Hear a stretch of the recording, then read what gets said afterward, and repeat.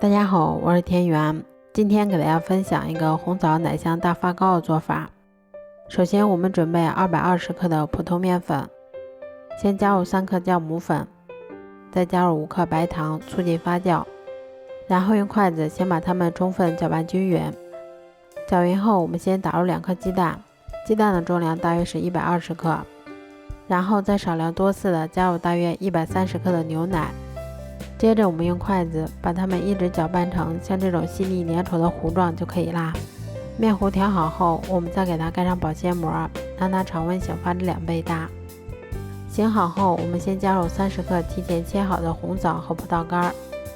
然后用筷子把它们充分搅拌均匀的同时排出里面的空气。搅拌均匀后，我们再把它倒入铺有贵油纸的6寸蛋糕模具里面，然后用铲子把表面先给它摊平整一些，接着我们再给它盖上一层蛋糕温的保鲜膜，让它2次醒发30分钟左右。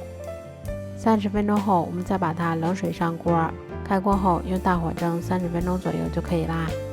这样做出的红枣奶香大发糕吃起来非常的松软香甜，咬上一口还有一股浓浓的牛奶和红枣的香味儿。如果喜欢的话就试试吧。